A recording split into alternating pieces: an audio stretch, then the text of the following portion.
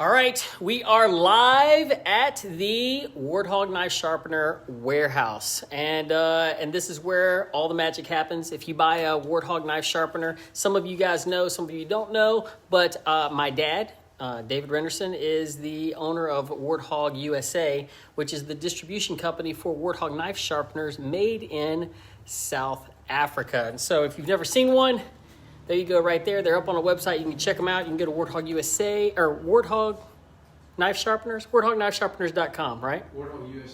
warthogusa.com. Go check them out. I'm going to show you a little bit about how this works. But everybody asks, whenever I do a Monday morning mail call, which this coming Monday, I got another mail call. We already got some stuff in. It was too late to put it on the live today, but because I'd already had some plans. But I do have, you guys always ask me about, what kind of knife is that? In fact, I get text messages and everything afterwards. What are you always opening up with? It's really, if you notice, it's from Niels Vandenberg, Black Dragon Forge. He calls it his Biltong knife. Now, some of you guys don't know what Biltong is. So today we're going to talk about Biltong. This is Biltong. It's basically dried meat. Now, some of you think dried meat and you think beef jerky, which is what we have in America. And Steve Katz can tell you, which I just saw him jump on, Steve Katz can tell you American beef jerky is poop emoji sign. Put that right there. It's not good. Once you have Biltong, you kind of don't want to go back. But the bad news is there's not a lot of places in the United States right now that have great Biltong. And so we decided to order some Biltong from a few different places. And because there's a couple, it's kind of jumping on. But we found a place that we're going to recommend. But we tried a few different kinds, and you can actually go into Walmart. I went into Walmart the other day and found this place called Shreve. Little promo, Shreve Biltong, and it's already pre-sliced. And so I went on their website to say, man, is this really Biltong? Is this really deal? You're right. It's somebody. It's a beef jerky company that started making Biltong. Now, what I found out is they make slabs. And so I got a slab of Shreve Biltong. And then I found another guy who we ordered from previously, and I tasted, he's got a few different, I'm just telling you, he's a South African that lives in Texas, and we got his Biltong. Now, some of you, if you know Biltong, can probably tell the difference right now. You can say, you can tell which one's Shreve and which one's Brett's Biltong, which I'll put the link in below in the comments. I'm gonna tag him in this as soon as it's over. But you're like, what's the difference? What is Biltong? How does it work? And so let me give you a little bit of a background. Biltong really is just a slab of meat that's dried all together. So it's not cut in strips. It's actually dried all together. Now, sometimes you can do it a little wetter, meaning like you don't dry it as much. And sometimes, meaning they don't smoke it. There's no smoking the meat or anything like that. They season it, put all the stuff on it, then they hang it. And it's just hang from a little thing right there, and you just hang it, and you do your thing, and that's what you get right there. So you can dry it shorter amount of time, you can dry it a longer amount of time, but really what you want to see, now this is even a little bit more dried than usual, because I got him to do a few different ones. You'll ask somebody who knows Biltong, you'll just say, make it a little bit wetter, and they don't dry it as much, and what you do is you get that little bit of pink right there in the center with a little bit of fat right there on the end, and I tell you, awesome. It's fantastic. So I wanted to show you that. And then I also wanted to show you how to cut Biltong. If you got a Biltong knife, you're cutting Biltong. This is how they cut Biltong. And I'll make sure I don't cut my hand off. You just cut off a little strip. And you just eat it right there. And that's how you do it. What you do is you end up doing this, just having it in your hand. Or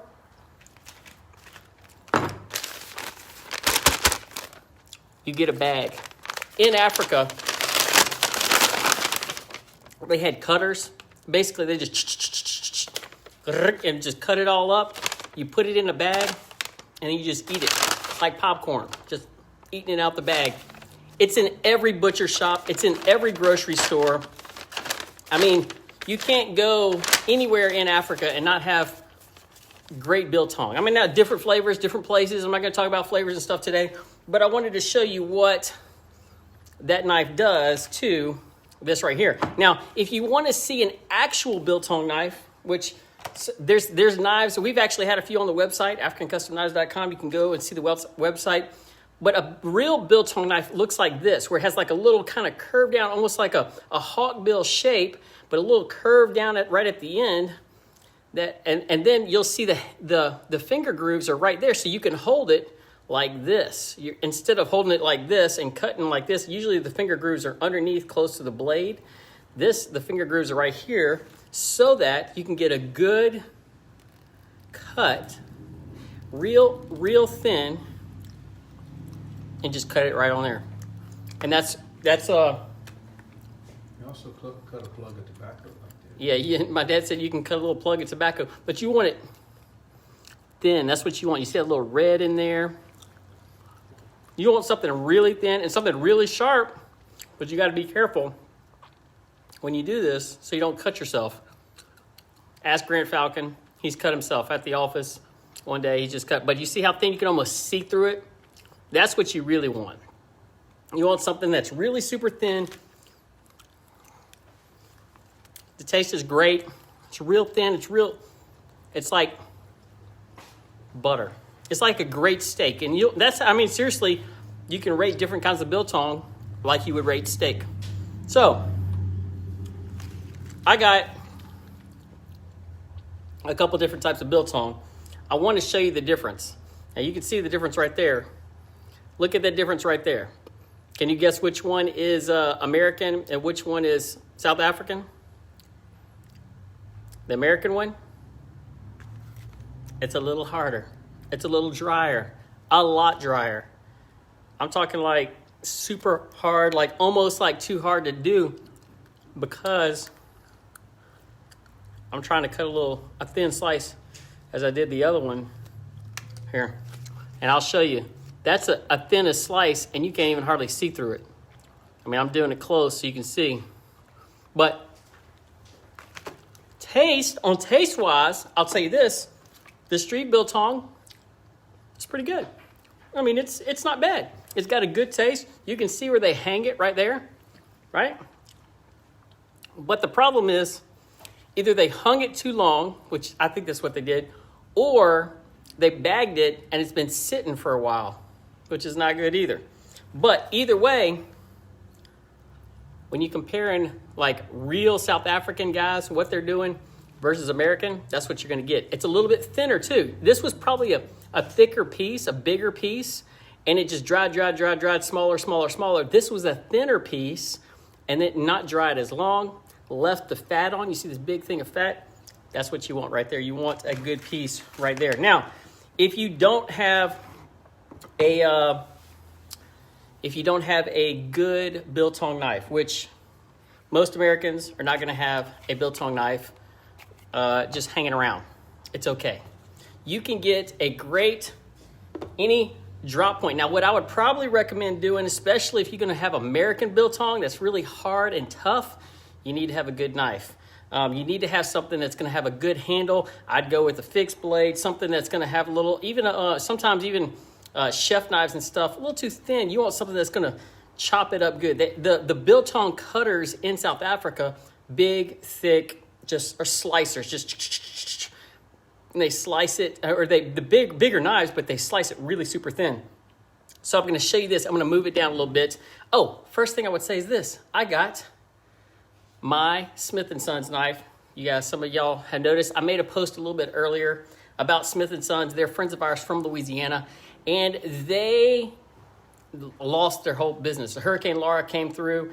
We went and helped. Y'all saw some pictures that we posted up on that, but we went and helped them, and they're going to have to move. They're going to have to find another shop. They saved some of their machines. They saved some of their stuff. They're waiting on insurance and all this kind of stuff. They did have some knives that they ended up saving because they put away. But if you want to help them, follow them, Smith & Sons, at Smith & Sons Company. I think I'll put a tag in Facebook as well as Instagram. But make sure you follow them.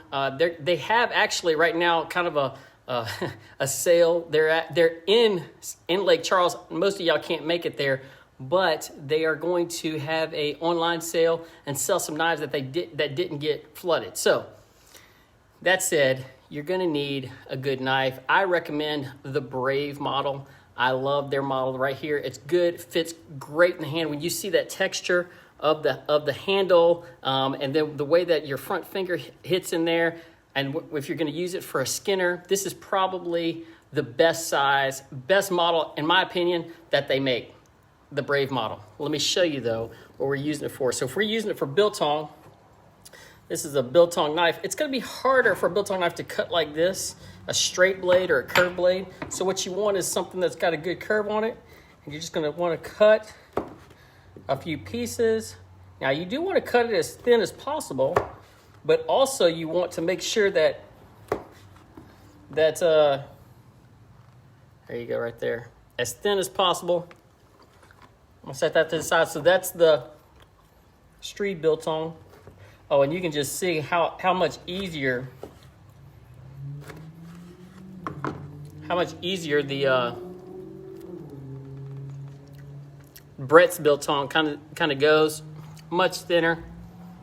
Man, I'm just eating here at the same time as I'm doing this, and you can see the difference between the two.